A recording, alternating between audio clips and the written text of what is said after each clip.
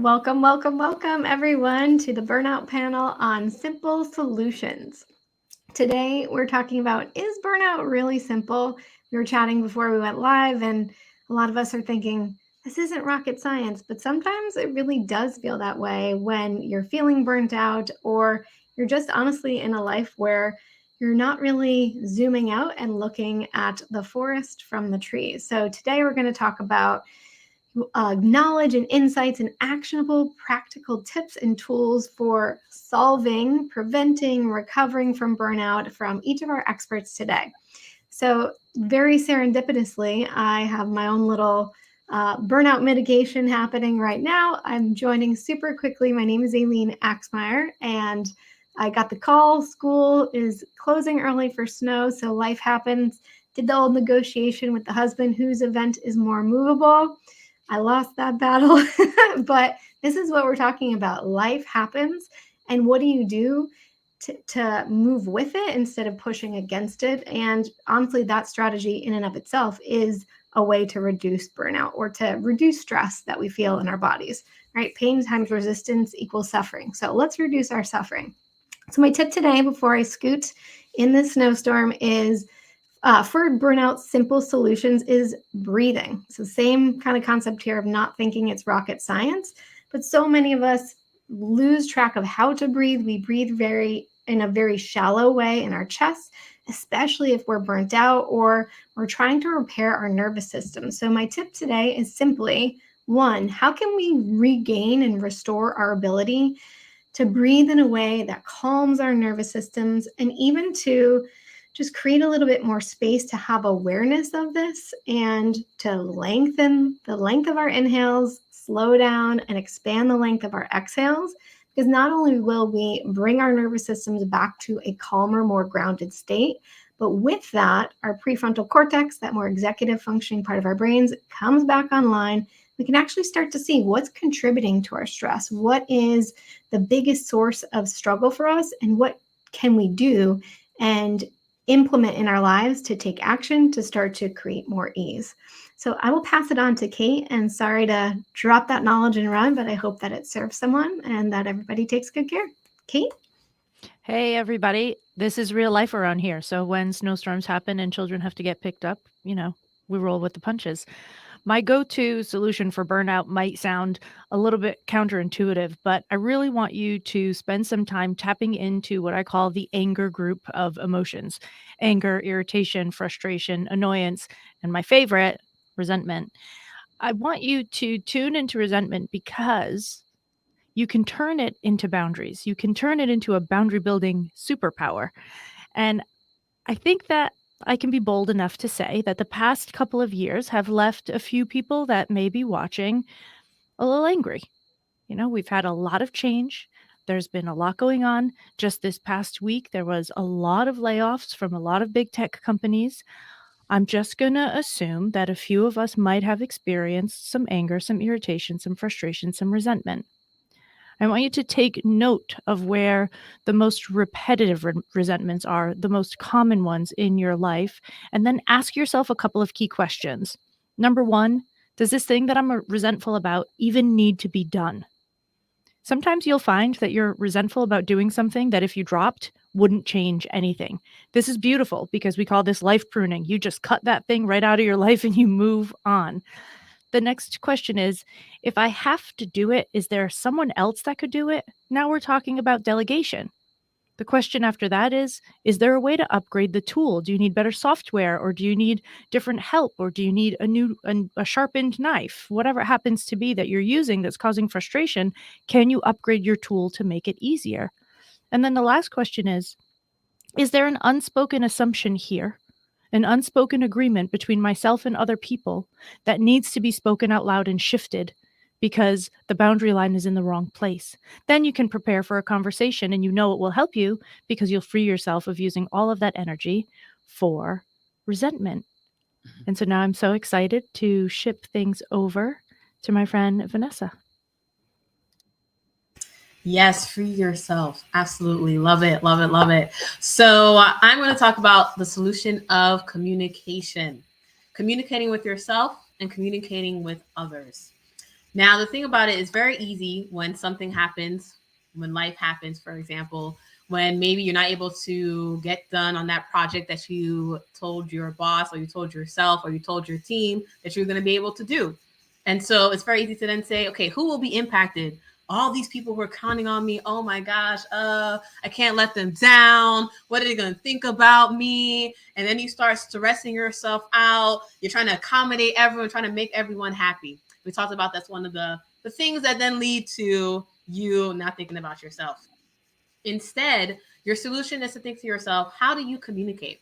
How are you going to communicate to yourself and to others that, hey, life did happen, and now it is time for me to do X or do Y or do Z? For example, we'll use the example of today that came up so serendipitously, right? So Aileen, right? She said she got the call like a couple minutes ago. Hey, pick up your child from school. It's a snowstorm. She communicated to us in the panel in the group, hey y'all, hey peers, here's what's going down, right? And there we go. We all were able to discuss it together. We're not sitting here saying, oh my God, can you believe her? We're going, oh my God, the worst. Like no one is faulting her for going to pick up her kids, right? And so communication and being open to be honest with yourself and be honest with those around you about what needs to happen. And now I'm going to pass it off to Audrey. Thanks so much. And we'll have to, we were so excited to get into these tips that none of us introduced ourselves, which I think is just really, it kind of goes to our passion about this work. Like we were talking about strategies before we even got on this call, and we were just like, let's get it, we were just ready to dive in. So we'll have to do a little circle back on, intros. So without the intro, I'll just say really quickly that the folks that I work with are perfectionists. That's my area of expertise, is working with folks who are perfectionists, have basically self-identified as having perfectionist tendencies. And one of the things that leads this particular population down the path of burnout is not having an adjustable speed. And what I mean by that is that they are either in park or they're going 60 miles an hour. And that can look at the speed at which they move physically. It's often the way that they describe it, the speed of their minds, that their minds are running 1,000,000 miles an hour and they've got so many things going on. And if they have a moment just to sit, their brain kicks in super, super fast. So one of the things that I start to bring to folks is teaching them the concept of having an adjustable speed. Just like a car, you don't just have park or 60 miles an hour, you actually transition. You can transition up and you can transition down. And so before you can even make the transition, you have to start to be aware that there are different speeds. So one of the exercises that I bring people through is having them starting to look around the room and to just notice the speed at which they observe their surroundings. Because often people who are in 60 miles an hour are scanning the room so fast that they're not actually seeing anything.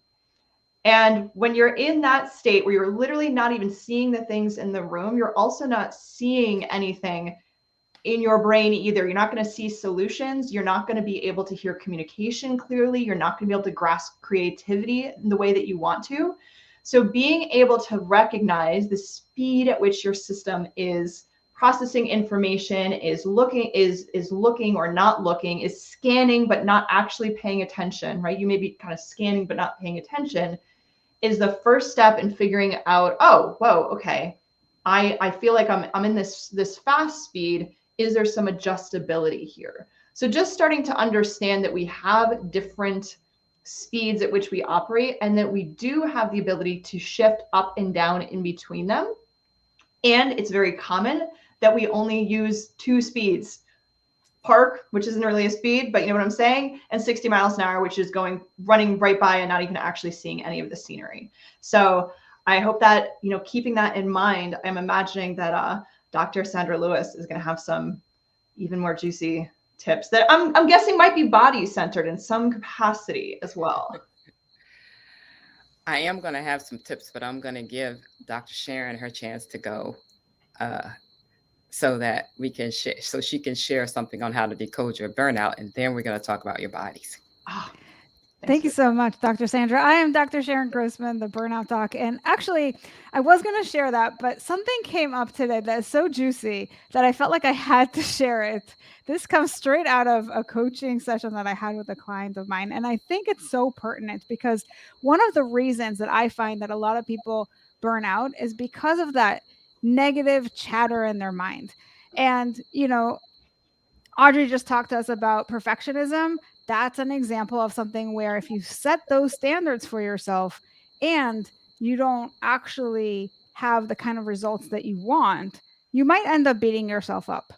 And so I have a client who is very much in this place of wanting things to be amazing, great intention, but then tends to beat himself up when things don't turn out the way that he would like. And he said something, he finally had this like aha moment. And I thought this is such a great mindset shift that I have to share it. And this is what he said, like word for word. He says, it's redundant to beat myself up because I already felt the pain from not getting the results that I wanted. And I was like, that is so good, right?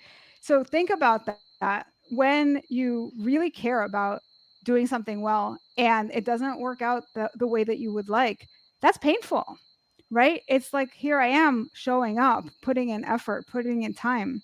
And then we don't have control over everything that happens. So it's not necessarily your fault that it didn't work out. Sometimes it's because we have external circumstances that are beyond our control. Sometimes it's because we're not quite at the level that we need to be in terms of our skills. And sometimes when something doesn't turn out, we can learn from that experience, and that allows us to do better the next time around. So this idea of getting away from beating yourself up is a great way to avoid adding to the stress that you already have in your life. And with that, I would love to now pass it finally to the lovely Dr. Sandra. Thank you so much. It's great to be with everyone here today. And I'm Dr. Sandra. I'm going to tell everyone that you can, even though we didn't introduce ourselves, you can go over to LinkedIn and you'll find us all there. We're all like laid out in beauty on LinkedIn. So my one symptom in burnout that really disturbs me the most is the exhaustion. But it's like not exhaustion that is simply physical exhaustion. It's literally emotional, mental, and spiritual exhaustion. Like every part of you is exhausted. And what I see happen in my clients is that when they're in this state of burnout, they have disconnected from everything, including their own bodies.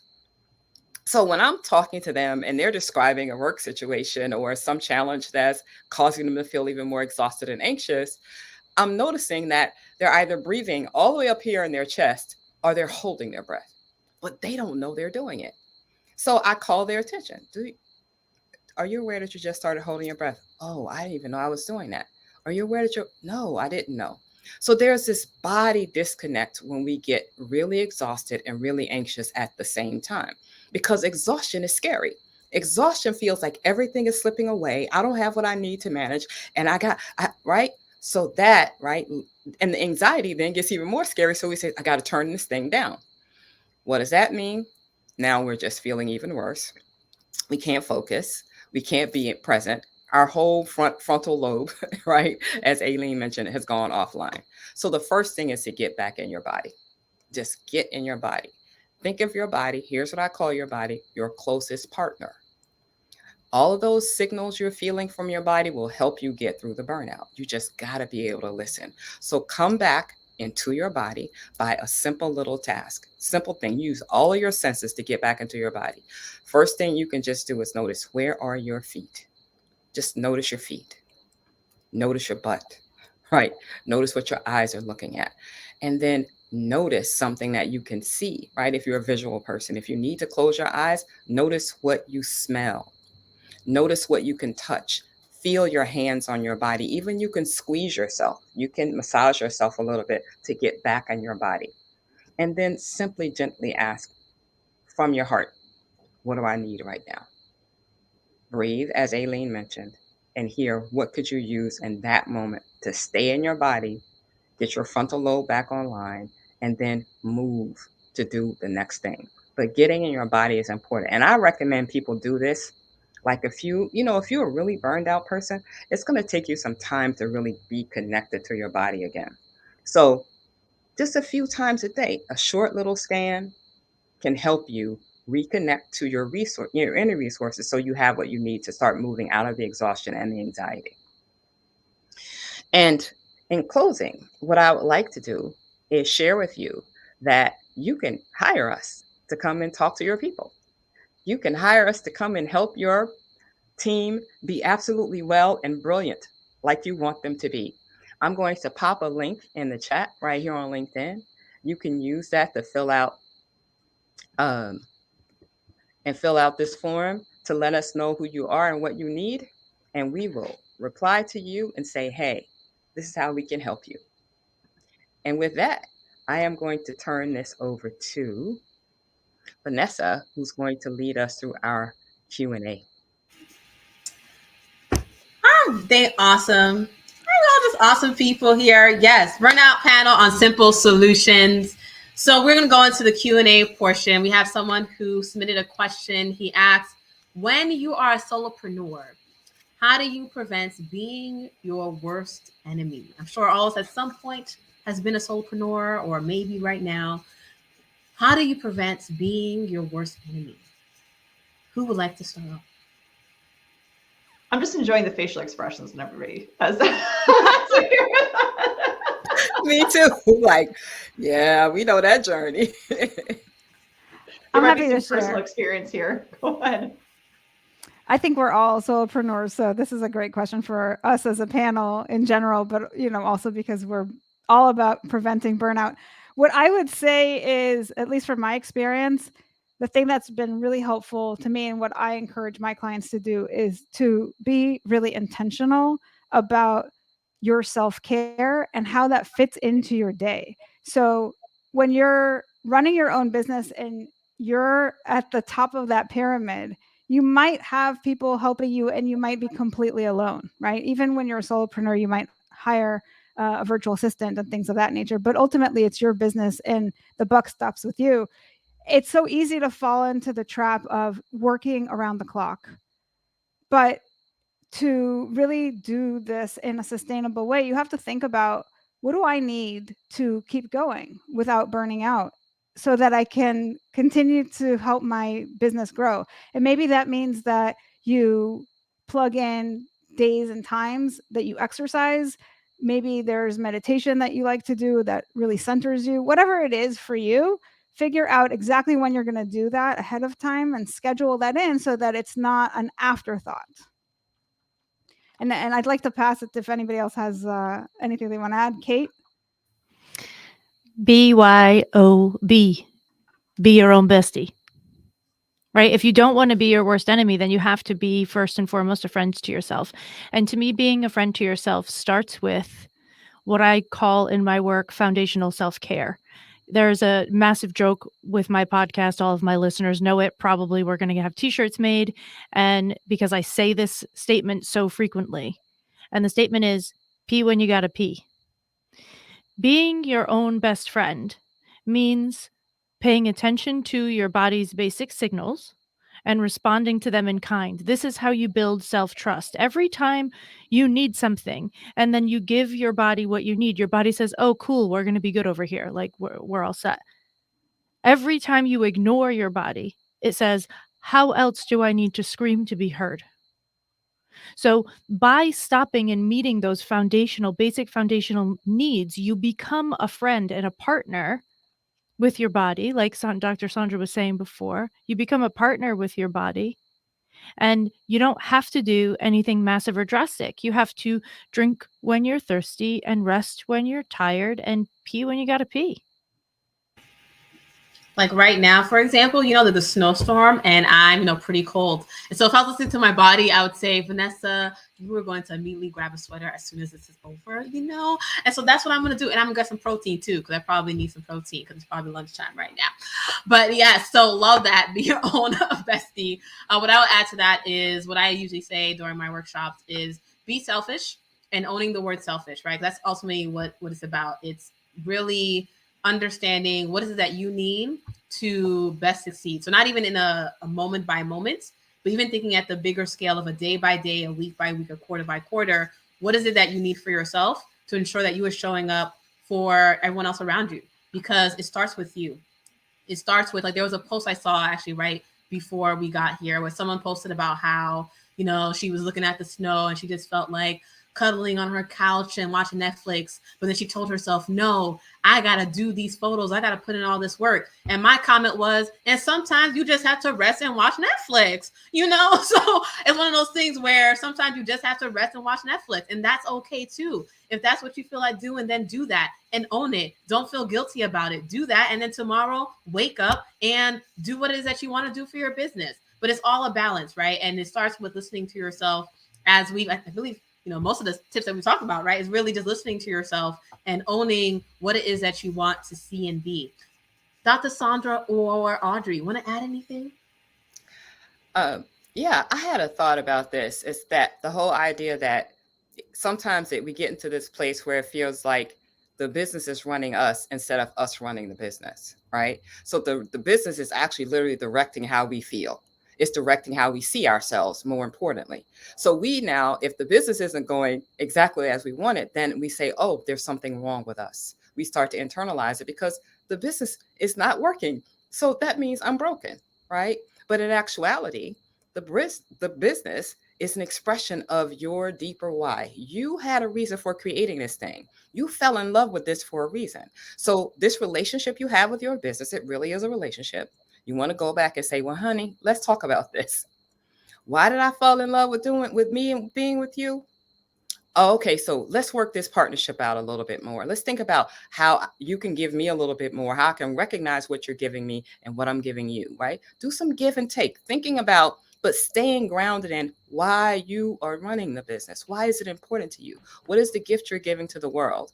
What is it that impact you want to have? That thing will help you keep staying in love with what you're doing, and you'll have to love yourself because you know you won't be able to do it if you don't love yourself. Oh man, I'm loving everybody's. I need to hear everybody's answer to this question. I need to hear like the entire panels. And I think that is my input to this, is that you need to surround yourself with people that are doing business in a way that you want to do business, that are exhibiting exquisite self-care, that are using business models that are working for them and that they are sticking to, and is helping both the bottom line and their clients and themselves. That is a mutually nourishing and supported model.